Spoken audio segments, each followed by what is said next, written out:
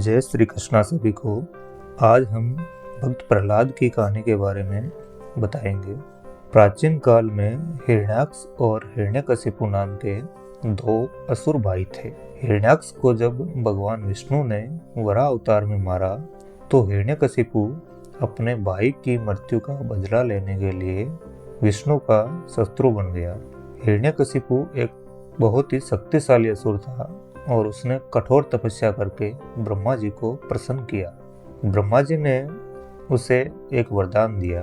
ब्रह्मा जी से हिरण्यकशिपु ने मांगा कि मुझे एक ऐसा वरदान दो कि मैं दिन में ना मरूं, ना ही मैं रात में मरूं, ना मैं घर में मरूं, ना मैं बाहर मरूं, ना किसी मनुष्य से मरूं, ना किसी पशु से मरूं, ना किसी शस्त्र से मरूं, ना किसी अस्त्र से मरूं। इस प्रकार का वरदान ब्रह्मा जी ने उसको दे दिया। इस वरदान के कारण हिरण्यकशिपु लगभग अजय हो गया और उसने तीनों लोकों पर अपना आधिपत्य जमा लिया।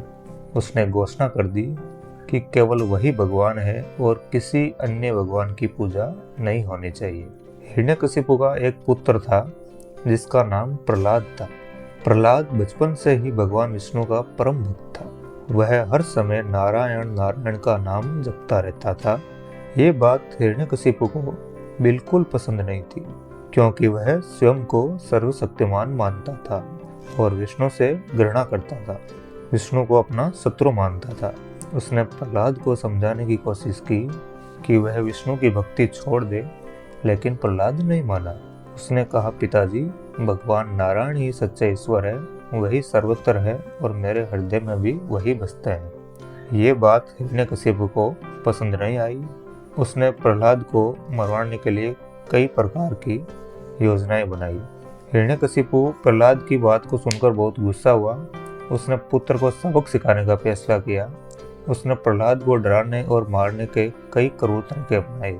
हिरण्यकशिपु ने प्रहलाद को जंगली हाथियों के सामने फेंक दिया, लेकिन भगवान की कृपा से हाथी उसे छू भी ना सके। उसे ऊंचे पहाड़ से फेंका गया, पर भगवान विष्णु ने उसे अपनी गोद में लेकर बचा लिया। उसको आग में जलाने का प्रयास किया गया। हिरण्यकशिपु की बहन होलिका को आग में नहीं जलने का वरदान प्राप्त था। उसने प्रहलाद को गोद में लेकर आग में प्रवेश किया, लेकिन भगवान की कृपा से होलिका जल गई और प्रहलाद बच गया। उसने कई विषैले सांपों के बीच में भी प्रहलाद को छोड़ा, लेकिन कोई भी सांप उसे किसी प्रकार का नुकसान नहीं पहुंचा पाया।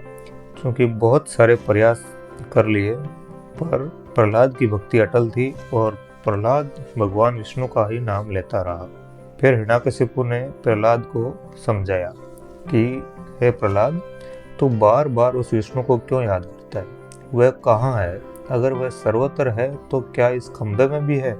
प्रहलाद ने शांत भाव से कहा, हाँ पिताजी, भगवान हर जगह है, इस खंबे में भी है।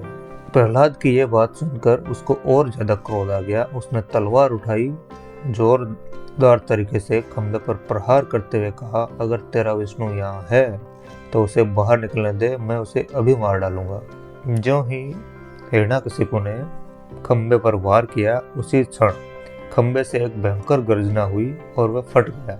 उसमें से भगवान विष्णु नरसिंह के रूप में प्रकट हुए। उनका रूप आधा मनुष्य और आधा सिंह का था। सिर और पंजे शेर के, धड़ मनुष्य की। ये रूप देखकर हिरण्यकशिपु और उसकी सेना भयभीत हो गई। नरसिंह भगवान ने हिरण्यकशिपु को अपनी गोद में उठाया और दरवाजे की चौखट पर ले गए। सूर्यास्त के समय, जब न दिन था न रात थी, उन्होंने अपने नाखूनों से हिरण्यकशिपु का पेट फाड़ दिया।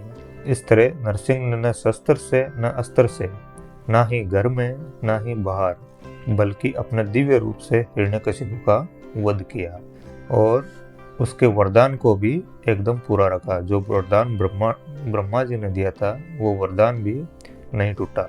हिरण्यकशिपु के मरने के बाद नरसिंह का क्रोध भी शांत नहीं हुआ था। सभी देवता और लोग डर गए, लेकिन प्रहलाद निर्भय होकर उनके सामने गया। उसने भक्ति से भरे गीत गाए। उसने प्रार्थना की। प्रहलाद की भक्ति देखकर नरसिंह भगवान शांत हुए और उसे गले लगाकर आशीर्वाद दिया। उन्होंने कहा, प्रहलाद, तुम्हारी भक्ति ने मुझे प्रसन्न किया है, तुम्हें सदा सुख और शांति मिलेगी। इस प्रकार यह भगवान नरसिंह और भक्त प्रहलाद की कहानी थी। आपको कहानी कैसी लगी कमेंट में ज़रूर लिखें। धन्यवाद। जय श्री कृष्णा।